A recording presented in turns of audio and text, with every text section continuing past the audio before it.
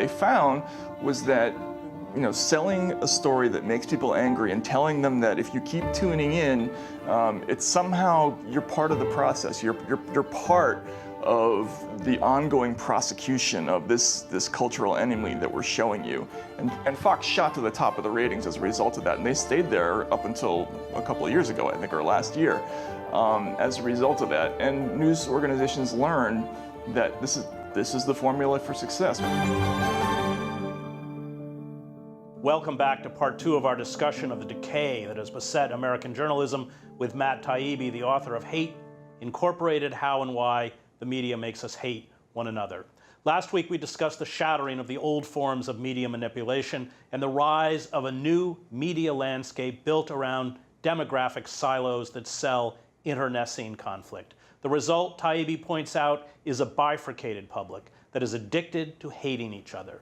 This new media landscape still manufactures consent, but by setting group against group, a consumer version of what George Orwell in 1984 called the 2 minutes of hate.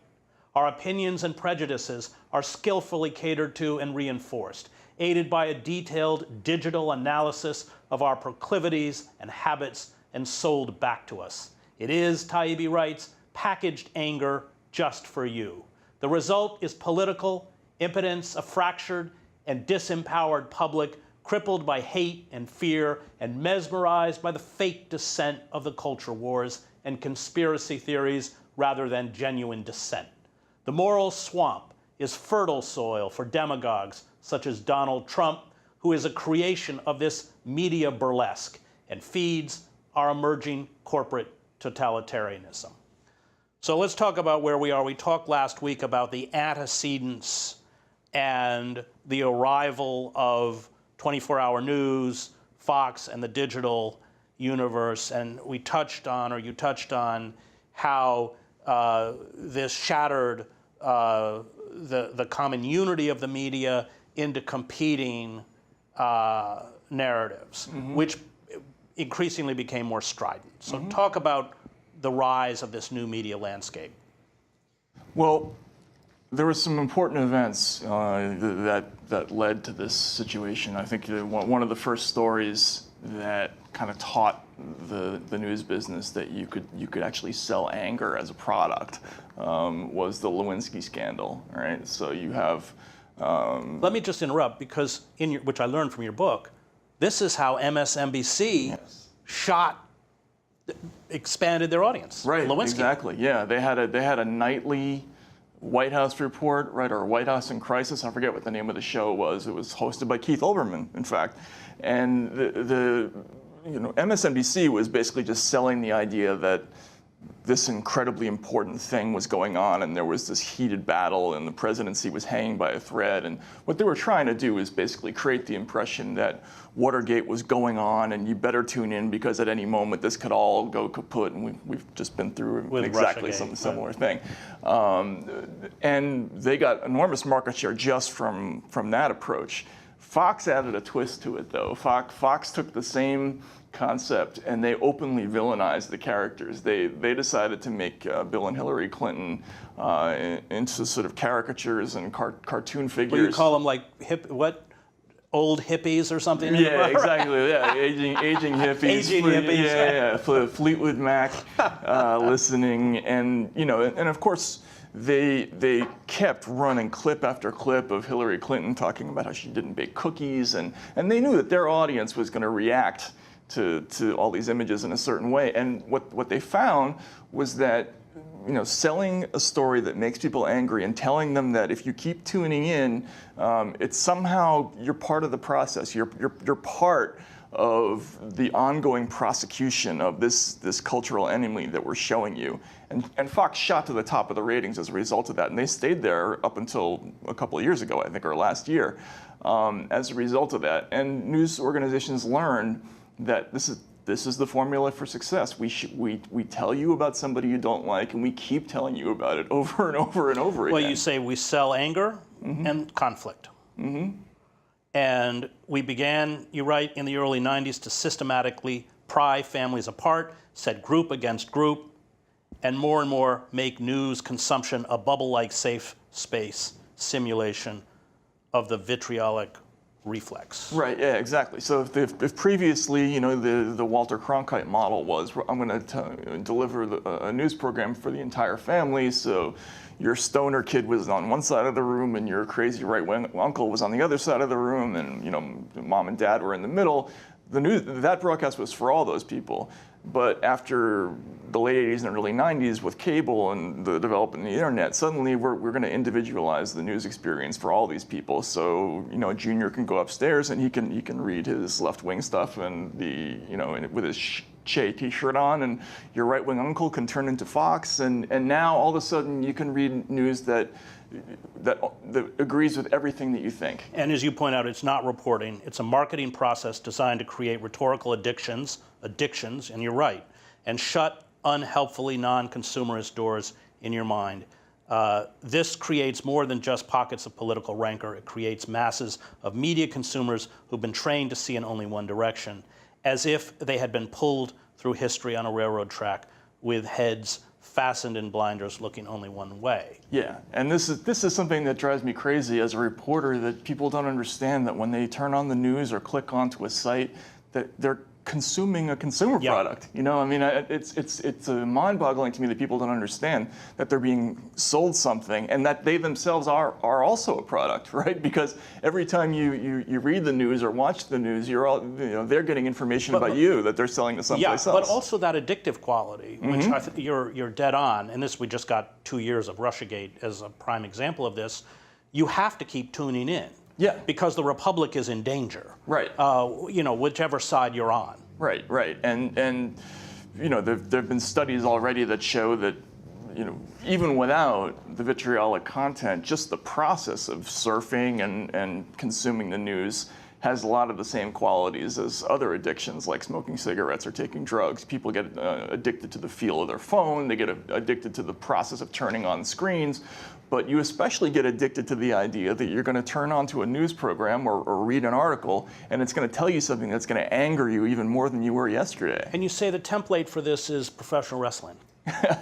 Yeah, wrestling was a commercial formula that they figured out worked incredibly well. It was a simplified morality play where there was a good guy who was called the babyface, and there was a bad guy they called the heel, and they relentlessly hyped the bad guy. The heel was more important in wrestling. And more popular, right? And more popular, always more important and more popular in wrestling than the face, because the amount of tickets they can sell is sort of in direct correlation to how much people hate the bad guy.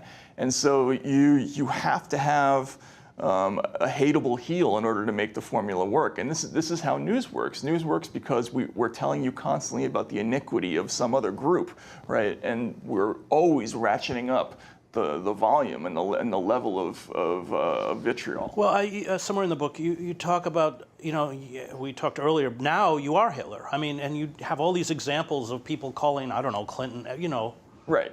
Yeah, well, because with any addiction, and as a reformed drug addict, I can say there's a law of diminishing returns with any addiction. So you always have to constantly increase the level of the rhetoric in order to get people to keep coming back. So someone can't just be merely incompetent or corrupt.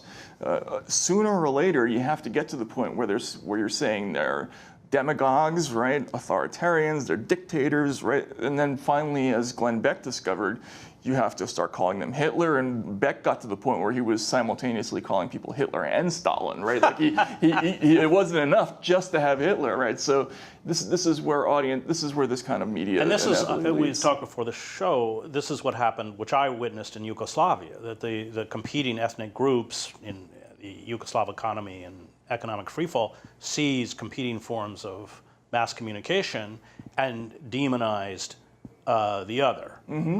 And after 4 years of that, they started shooting each other. Right. Well, and you talked about, right? They would show nonstop reels of World War II atrocities committed by the Croats or the Serbs or whoever. Yeah, exactly. And what's the purpose of this? The purpose of this is just to wind up your demographic as much as possible, right? And this works as a commercial formula. It also works politically.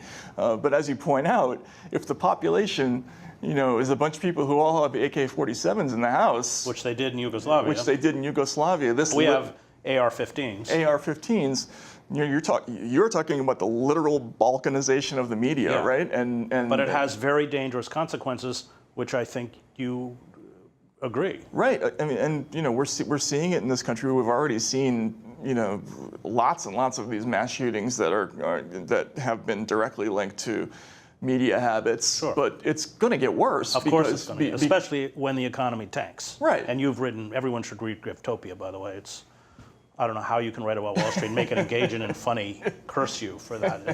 But it's a fantastic book. Anyway, but I mean, you're keenly aware of the fragility of the economic system. Right, yeah, and I think everybody needs to understand that if you're constantly winding up audiences and telling them that all of their troubles are the result of this other group that is literally Hitler, right? They're literally Nazis, or they're literally Stalin, or whoever it is. Sooner or later, some people are going to start picking up weapons and they're going to do something crazy. And this is why, correctly, people are upset about Fox News, but they should also be concerned about other forms of media, right? Because really the formula is similar across the board. Well, there's no difference really between the conspiracy theories that Maddow spins and Sean Hannity. They're equally fictitious and equally grounded in the demonization of the other. Yeah, I mean, this most recent iteration of MSNBC, which has gone through some interesting changes over the years, right? It markets itself as a left-leaning network, but it was so intensely pro-war in 2002 that it had to uninvite Jesse Ventura and Phil Donahue from the network. But this latest thing with Russiagate and this constant hyping of a narrative that if you watch, you might learn any minute that we along with Robert Mueller are going to take down the president. Which they knew wasn't true. Which I don't know if, I mean. Well, maybe it was, what'd you call them, C+ brains? Maybe they didn't know. I don't know. They didn't. I mean, maybe some of the commentators may have believed it, but I mean, certainly I think we now know that the investigators must have been clued in pretty early that there wasn't a whole lot to this. And the idea that this was hyped over and over again, and that we did this to audiences and are unapologetic about it is, I think people have to really worry about that, because we're training people to not think critically about other citizens. And I just want to point out, you were one of a handful of reporters who relentlessly exposed this con game, with great. And was rewarded for it by basically never being invited on television again, on cable television again. You said, so long as the public is busy hating each other and not aiming its ire at the more complex financial and political processes going on off camera, there's very little danger of anything like a popular uprising. You say that this media bifurcation and this kind of inculcation of hatred is a very effective form of social control. Sure, and this goes back to the sort of the age-old dynamic of the plantation owner setting the poor white farmer against the poor black farmer, right? I mean, it's a modernized version of that. I mean, that's a simplification a little bit. When we come back, Kenneth Stamp in The Peculiar Institution, written in the 50s, talked about how there were manuals by slaveholders. They knew exactly what they were doing on this point. When we come back, we'll continue our conversation about the state of the American media with author and journalist Matt Taibbi.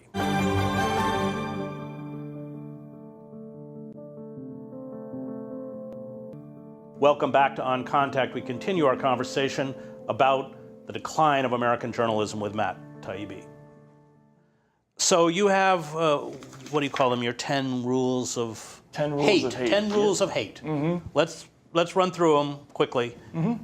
First, there are only two ideas. Right, so Republicans, Democrats, that's it. There's no other kind of person that exists in the world, no pacifists, no anarchists, nothing. That's all we see, and they're the only thing represented. The two ideas are in permanent conflict. Right, so this is the crossfire paradigm. They can argue all you want, but they can never come to an accommodation about everything. You must view politics as something that is a permanent argument.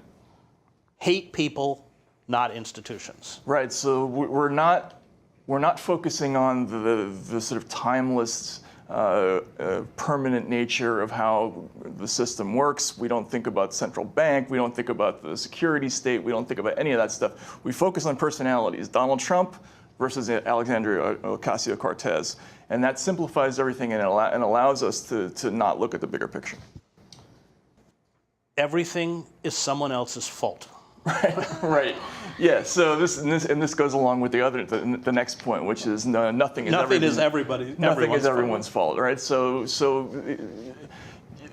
you can't have a political issue that you can't blame on the other side. If that issue is a problem with many fathers, we just don't cover it. Well, you talk about the financial system. I think would you quote Nomi Prinz or something? But that's both sides. Right. Have created the financial debacle that we're in, but we can't report that. Right, and this was why they had so much trouble with the 2008 financial crisis, because that was a crisis that was caused really by both parties. The Democrats had a huge hand in it by deregulating the derivatives industry, but the Republicans also played a major role. And like war, I mean, they're both. That's another thing. War, yeah, exactly. They're in lockstep on issues like everything from drone assassination to So we just don't cover that stuff. Root, don't think. Right. So we want people to behave like sports fans because sports is a commercial formula that works. Right. So, well, and if you look, I think it's in the book, they have set up the graphics and even like before the presidential debates, you have the people outside just like they're outside a football stadium. They've copied the very... Oh, totally. Down to the last detail. If you watch NFL Sunday Countdown, you'll see the sets are designed exactly the same. There's the anchor on one side. There's usually 4 commentators, 2 from each, who represent each team, basically, right? And then they have graphics that tell you what the score is, who's ahead, who's behind. And so we want people to perceive politics as something that they have a rooting interest. And we're going to get that for the next 2 years. Which is all garbage. Yeah. It's just garbage. Yeah, exactly. No switching teams. Right. So there's no possibility of any gray area in any of this. Your political identity can't possibly bleed into any other political identity. You are on one team or another. That's it. And we don't even acknowledge the existence of people who have different types of ideas. For instance, who might, be, anti-abortion, but also, be pro-union, or whatever it is. That doesn't exist in media. The other side is literally Hitler. We touched on that. Yeah, we talked about this already. Yeah. In the fight against Hitler, everything is permitted. It's not really funny, actually. No, it's not. But this is where this rhetoric leads. Right. Is if you're defining somebody else as that bad, then everything is permissible. And we saw this a lot with Russiagate, where suddenly the same sort of liberal commentators who ages ago would have been very concerned about things like the collapse of attorney-client privilege or the FISA program or any of that stuff. They don't care about it anymore because they just want to get the person. Feel superior.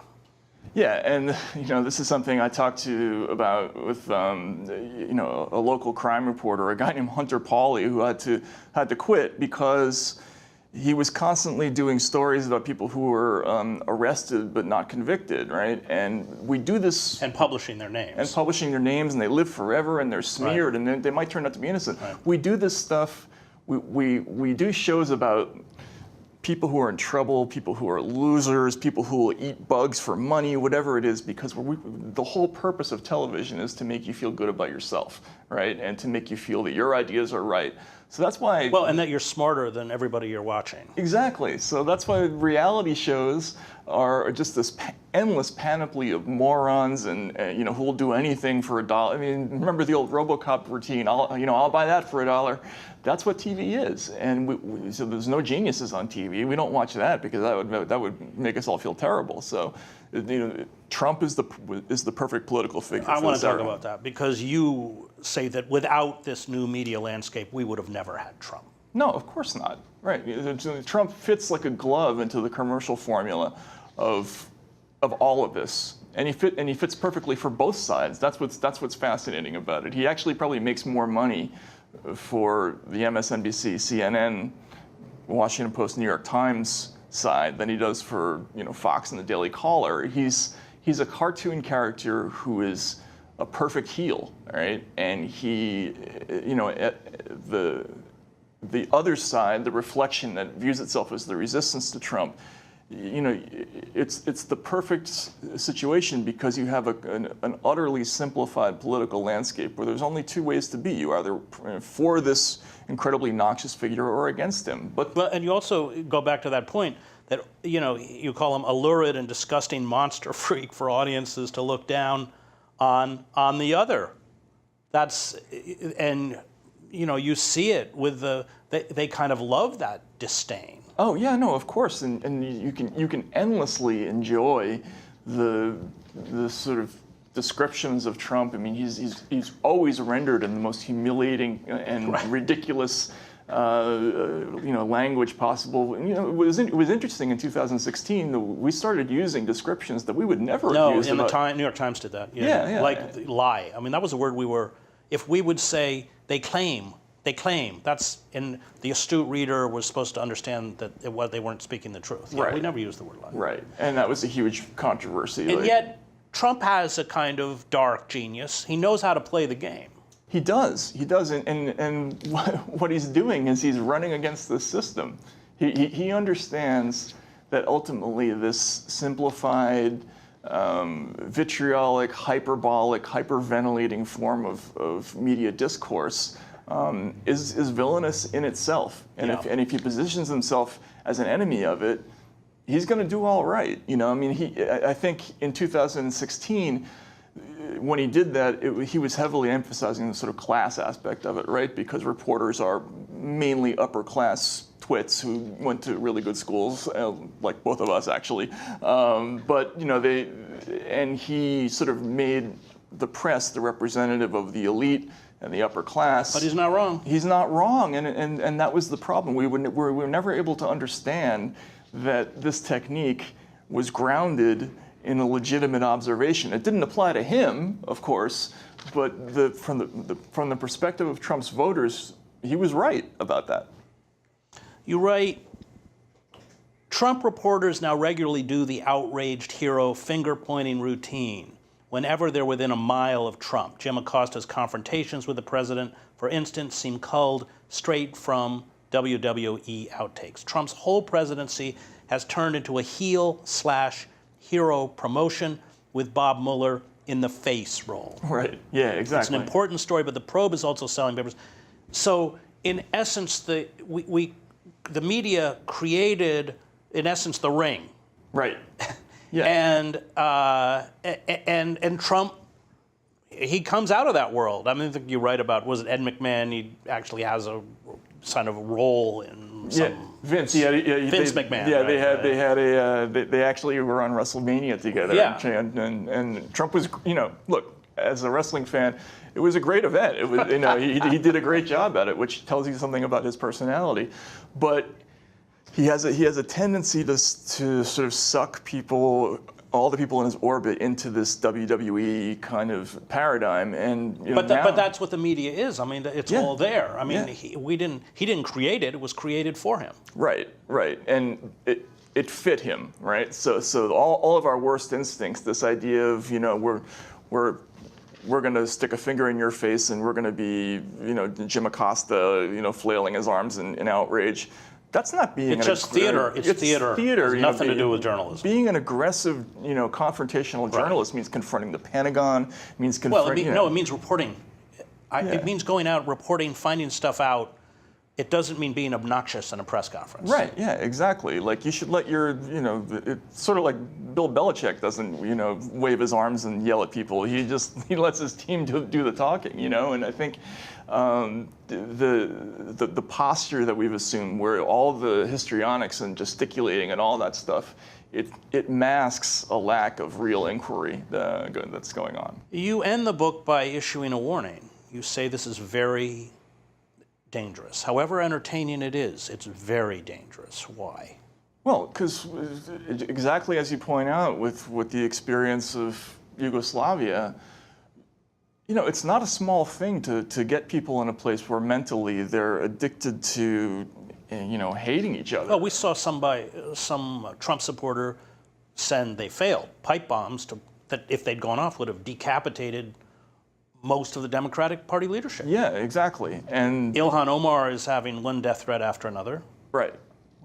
And this is a situation that's only going to get worse. Especially with an economic crisis. Right, which is only, it's inevitable that our sort of system of bubble economics is going to produce some kind of catastrophe at some point, at which point, if you tell people often enough that their next door neighbor is literally in league with Nazis or terrorists or whatever it is, and of course Fox pioneered this, going back to the Iraq War when they were told that liberals were terrorist supporters, and sooner or later there's going to be violence, and the inability of society to already agree on a common set of facts means the media has failed already, right? That means that we're just not reaching people, and that we will never be able to work things out in a civil way.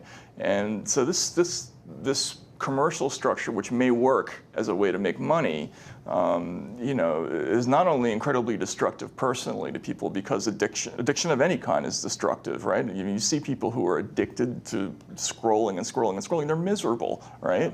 But secondarily, the behavior that's going to result from that is going to be catastrophic.